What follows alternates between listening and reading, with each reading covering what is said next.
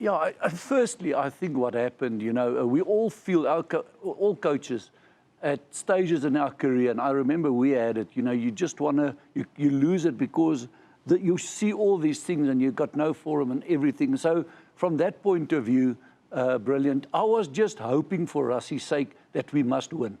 Because now that we've won, everything adds up to and makes so much sense. And what is the reaction? For me, it's always the outcome. What is the outcome? How is the officiating a week later? Absolutely perfect. Well, let's find out. I mean, this happened early on in the game whereby the ref just laid down the mark. I think it was brilliant. Let's just hear the way. We questioned a few things the week before. If you can roll the clip quickly in terms of the respect given to Sia, was it fair? Okay, so and this was just setting the tone for the test match. And clear message.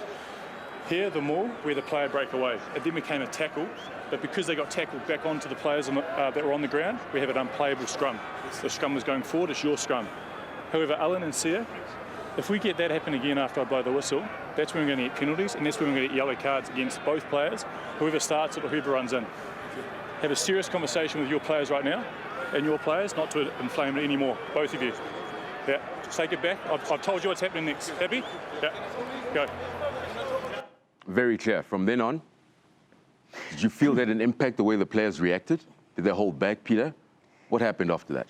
Yeah, I'm looking at this whole body language of my players most of the time. And you look when those referees were talking to the two captains. Okay. The one was standing like a schoolboy, hands nicely tucked behind his back. And the other one with control, hands on his hips. And there you could see, wow, one is in control, the other one knew, is this now going to affect us? Do I have to go back and actually talk hard to my players? That is the one thing. The second thing that we all looked at and listened to is the fact that he just put his authority down on the game. He just said, listen here, this is what we're going to deal with. If you guys don't adhere to it, you will bear the consequences. Now, when responsibility comes to you as a captain or to the team, you can just see sometimes how they either step up and show you will never stop us, or how they fall back in being so obedient that they're afraid to do something that will put them on a bad footing with the ref. Robbi Kempson, do I need a disclaimer for this comment coming up? Just asking. Listen, he was good, but he did his job. Yeah. That should always be that good. There were incidents where I think he perhaps got one or two things wrong. Probably not going to be a popular decision to say this in South Africa, but I do believe that Cheslin's was potentially a red card, not a yellow one.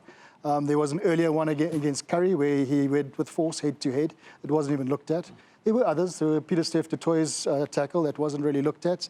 There was an earlier tackle by Vinnie Paula that wasn't looked at. So, yes, some things get lost along the way, but we should expect this of our officials. This shouldn't be something that has to be brought up week in and week out by any of the coaches, not by Gatlin, not by Rassie, not by any of the professional coaches. This should be the standard world rugby sets for referees.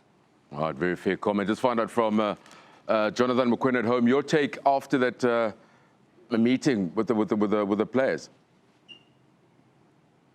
No, I think it was spot on. It was definitely spot on, and I think or Robert alluded to it. This should be the standard that we become used to. However, we know week in and week out that unfortunately it's not been. So that's why we're all happy and we're all ecstatic, because we've somehow been spoiled with some good officiating. And again, Ben O'Keefe obviously had a few decisions where he had it both ways, but I think coaches will accept it when things go both ways and not just leading towards one team or one coaching side.